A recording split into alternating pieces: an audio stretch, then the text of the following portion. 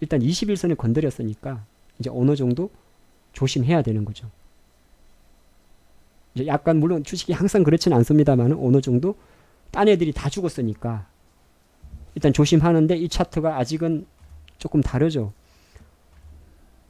파트론의 차트는 계속 21선에서 약간 N자형이었고 얘는 그래도 파트론보다는 약간 우상향입니다. 그래서 힘이 세긴 하는데 이제 준비는 해야죠. 특히나 21선까지 갔다 왔으니까. 그래서 제가 바라본 카메라 모듈도 지금 건드리지 않습니다. 차익 매물을 보고 있습니다. 5G를 보죠.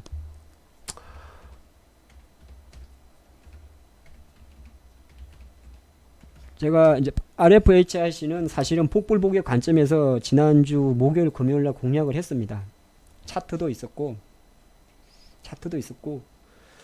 이미 RFHC의 급락 원인이 5월달 급락 원인이 다른 기업보다 화웨이 비중이 조금 높다는 이유만으로 빠졌던 종목입니다. 이거는 많이 아는 거죠, 여러분들이. 제가 설명도 했으니까. 그럼 나름 폭불복의 관점에서 베팅을 했는데 오늘 보면 전부 다 올랐다 빠지죠. 예. 그럼 RFHC도 대표적인 화웨이 관련주죠. 제재. LG노텍도 대표적인 애플 관련주죠. 그 다음에 제가 잠깐 무방에서 투자했던 BH도 대표적인 애플 관련주죠. 시장 오늘 애플 관련주로 들어온 겁니다. 들어왔는데 RFHC가 오늘 차익 실현을 했습니다만 많이 못 간 이유는 그 이유는 바로 5G 전체에 대해서도 매도가 나왔기 때문이죠. 전체에 대해서도 오이솔루션 포함해서 뭐 KMW 포함해서 서진 시스템 포함해서 다산 네트워크스 포함해서 전부 다 매도가 나왔기 때문에 다산은 저희가 가끔 공략했던 종목인데 이미 주식이 이렇게 5월선을 머리를 밑으로 쳐박고 있잖아요. 그러면 파는 물량입니다. 그래서 제가 내린 결론은 5G도 기다립니다. 지금은 기다립니다. 나중에 사더라도. 아시겠죠? 카메라 모듈 5G 다 기다립니다. 지금은 기다려요. 다시 이제 제가 말 바꿔서 매수의 힘이 들어왔습니다 하기 전까지는. 화면이 그렇잖아요. 비메모리 하면 테스나입니다.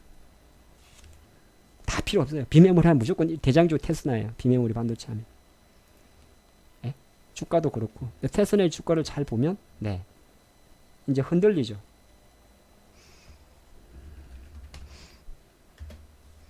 당연히 그나마 네펫의 주가는 잡아주고 있습니다. 실리콘웍스는 사실 비메모리 치고는 생각보다 많이 움직였어요. 못 움직였습니다. 잡주 SFA 반도체도 이제 흔들립니다.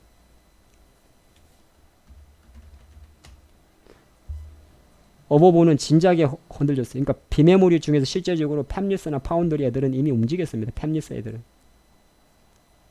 그래서 뭐 말이 좀 어려울 수 있는데 비메모리도 지금은 약간 랩에서만 살아있고 다 긴가민가 한 겁니다. 별로 건드리지 않았으면 좋겠습니다. 그래서 제 생각으로는 7월 달에는 지금까지 6월 때까지 가장 강했던 애들은 차라리 건드리지 않는 게 좋습니다.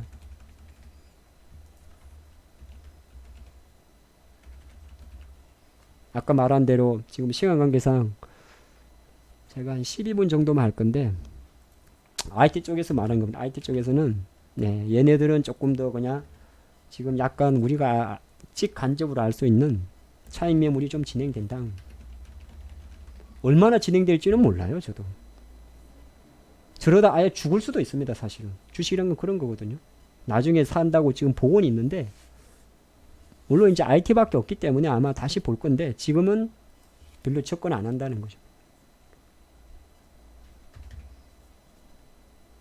그러면 이제 제가 생각하는 거는 제가 바램도 있습니다만은 일단 보이는 그림은 2차 전지 쪽이 움직일 가능성이 좀 높습니다. 7월달이 조금 더 다시. 그 이유를 몇 개 말씀드리면 첫 번째는 이게 한 2주 전의 재료인데요. 중국이 그 기술 규격하는 그거를 폐지해 버렸습니다. 기술 인정인가? 아예 없애버렸습니다. 우리나라는 1, 2, 3, 4 전부 다 탈락했는데요. 이거 없어졌습니다. 일단. 그래서 이제 쉽게 말해서 삼성 SDI나 LG화학이 언제든지 중국 전기차 배터리에 들어갈 수 있다는 겁니다. 근데 이제 뭐 이런 식으로 가지는 않을 거예요. 이 정도 시세는. 왜 그러냐면 이 두 가지는 나름 새로운 재료거든요. 예, 5G 장비주는 없던 섹터에 없던 섹터. 4G에서는 이 정도의 힘이 아니었어요. 그러니까 없던 섹터다 보니까 비메모리는 없던 건 아니고 원래 하다가 안 돼가지고 접었다가 지금 다시 한다니까 뭐 다 어떻게 보면 이제 확실하잖아요. 근데 2차 전지는 사실은 2017년도에 한번 피크를 피웠거든요. 그래서 지금은 사실 나름 이 정도의 힘은 아닐 겁니다. 저는 그렇게 보고 있어요. 새로운 게 아니니까. 새로운 게 아니는데 약간 순환적인 차원에서 2차 전지가 움직일 수 있는 가능성이 높다고 봅니다. 그래서 그 근거로서 일단 SDI 주가도 언제든지 대표적으로, 왜냐하면 국내 2차 전지 관련주 중에는 SDI 납품업체가 생각보다 많습니다. 1차 밴드가. 오늘 상장한 제가 비싸다고 말해서 보지 말라고 한 AFW도 예, 삼성 SDI 1차 밴드입니다. 그래서 일단 2차 전지 하면은 제일 생각하는 게 삼성 SDI인데, 예, 삼성 SDI 주가는 누가 봐도 예, 21만 5천 원, 뭐 22만 원은 안 내려올 그림이잖아요. 그런 상태에서 삼성 SDI보다 2차 전지의 캐파가 훨씬 큰 회사가 바로 LG화학입니다.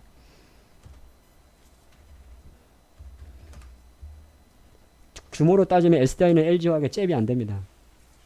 MS라든지 이런 거 마찬가지로. 근데 LG화학의 주가도 이제 어느 정도 올라옵니다. 자, 그러면 생각해 볼 때, 뭐, 아직 첨보나 이런 기업들에서 완전한 매수 시그널은 안 잡힙니다. 근데 다시 지금 첨보의 대표적 2차 전지 전해질 첨보의 주가가 다시 약간 그림을 그립니다. 그리고 제가 예전에 말씀드렸는데, 2차 전지 중에서 제일 많이 들어가는 게 양극재입니다. 양음 전분이 있는데, 예, 물론 이제 신규주다 보니까 조금 그런데 나름 지금 자리를 좀 잡습니다. 이게 완전 간다고는 안 되는데 2차 전지주가 꿈틀대린다는 게 포인트입니다. 최근에 여러분들 아시겠습니다. 로봇 관련주들이 꿈틀댄 적이 있죠. 로보티지 포함해서 T-로보틱스. 로보는 어차피 동호회들이 종목이 움직이니까 로보가 움직인다고 뭐 2차 전지 그 로봇 관련주가 다 움직이는 건 아닙니다. 로봇 관련주가 움직인다고 이야기할 때는 예를 들어서 뭐 아까 말한 T-로보 아니면 뭐 로보티즈 아니면은 SK의 SM코어 아니면 삼익 THK 이런 주식들이 움직이는 것을 로봇 관련주가 움직인다고 합니다. 그러니까 스마트 팩토리, 공장 자동화 그런 걸 말하는데, 근데 지금 보면 뭐 SM코어 같은 경우는 상당히 좀 매력적인 회사잖아요. 몇 번 근데 이게 생각보다 SM코어가 투자하기가 어려워가지고 잘 안 살 뿐이지, 훅 빠지면 살면은 웬만하면 먹는 주식인데, 제가 언제 끊을지 모르겠는데 추세는 아직 하락 밴드에 있습니다. 거의 2017년도에 그런 것 같은데, 예, 아직은 밴드에 있어가지고, 근데 중요한 거는 이렇게 지금 꿈틀댄다는 거죠. 로봇은 한번 꼼짝이었고, 예. 그래서 오늘 VIP 분들은 상하 프론테크를 공략을 했습니다. 아시겠습니다만, 물론 상하 프론테크는 뭐 상하 관계자가 들으면 좀 기분 나쁘겠습니다만은 정말 이 오너가 재미난 회사입니다. 근데 지금 월봉을 이 주가가 이렇게 잔망국게 움직인 거는 왜 그런지 아세요? 이게 제조업인데 주가가 이렇게 잔망스럽게 움직였잖아요. 결과는 올랐는데, 예, 결과는 올랐는데 잔망스럽게 움직인 거는 이 회사 사업보고서 한번 들어가 보면 무슨 백화점 한 17개, 20몇 개 돼. 옛날에 온수 메터드 만들었습니다. 그러니까 약간 제가 보니까 오너가 과학자 마인드가 있어요. 멤브레인으로도 움직이다가 PCB로도 움직이다가 지금은 또 2차 전지주로 움직입니다. 그래서 물론 이제 이렇게 생긴 차트들은 보통 공략을 할 때 61선을 제가 말씀드린 게 있잖아요. 61선은 웬만하면 뚫는다고 했죠. 그럼 이때 뚫었다가 빠졌대 이날의 종가를 기억합니다. 거래량이 제일 많으니까. 이게 17,900원이에요. 그럼 어떤 기업의 다음에 주가가 올라가지고 저항을 보일 수 있는 가격은 당연히 이 봉입니다. 17,900원, 18,350원. 그래서 오늘의 종가는 사실 종가는 되게 좋습니다만은 거래량이 조금 이 정도는 안 되죠. 그러면 머릿속에 제가 이렇게 마감을 해도 머릿속에 내일 갭상은 사실 많이 그리질 않습니다. 근데 오히려 반대로 17,500원에 지지하면 이제 그때 이제 붙어버리겠죠. 그래서 이거는 어떤 제가 AS를 드린 게 아니라 내가 이거를 지금 오늘 한 방에 내가 1,000만원 주식을 투자를 하면 난 이 주식에 500만원 살 건데 이거를 지금 한 방에 사야 되는지 아니면은 내일 조금 더 살지를 생각할 때는 제가 지금 말씀드린 대로 지금의 위치가 어느 정도인지를 이거 봐야 됩니다. 근데 만약에 반대로 지금의 종가가 여기서 마감을 했어요. 아니면 내가 장중에 공략하는 그 타이밍에 저희가 17,500원대 공략하는데 이 타이밍에 오늘 종가가 18,500원 이상까지 갈 것 같다. 근데 그거 어떻게 합니까? 알아요. 그거는 어느 정도 보다 보면 알아요. 종가가 대략 오늘 그냥 가다 말 것 같다 그런지는 대충 보면 압니다. 대충 보는 게 아니라 보다 보면 알아요. 그럴 때는 많이 지릅니다. 근데 그렇지 않을 때는 아마 지금 이 방송은 VIP 분들도 듣고 있기 때문에 제가 그 메시지를 남긴 거를 기억을 하실 거예요.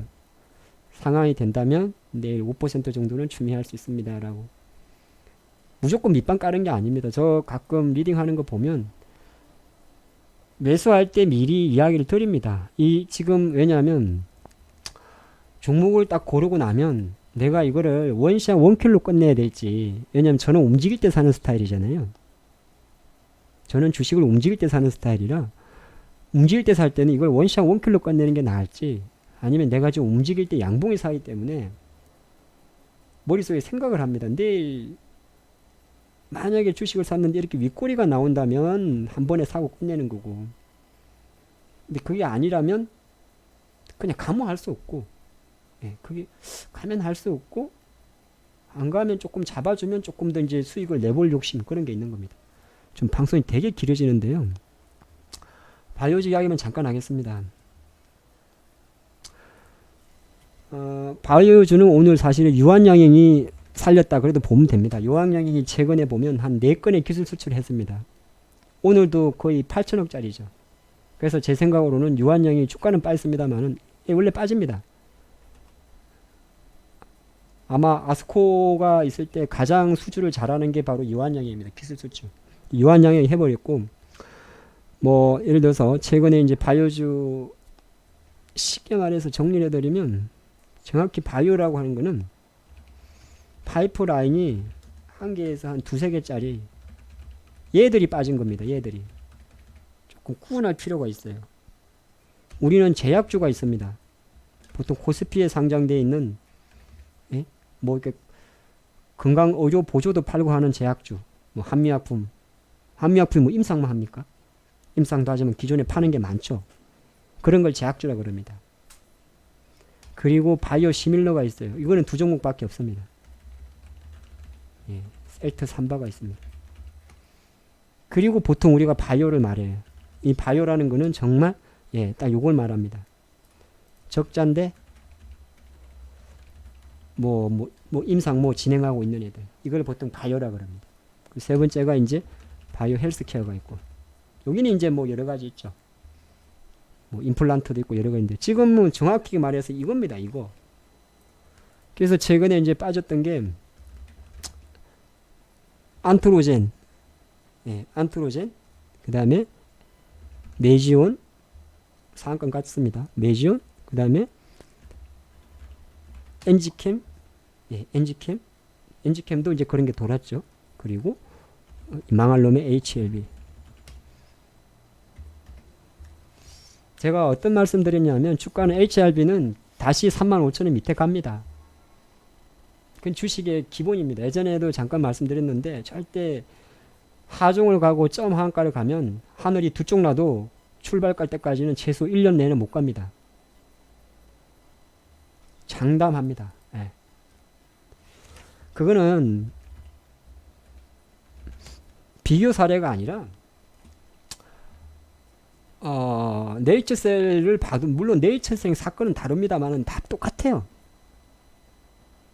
그냥 주가가 딱 뭐든 간에 임상 하나 하다가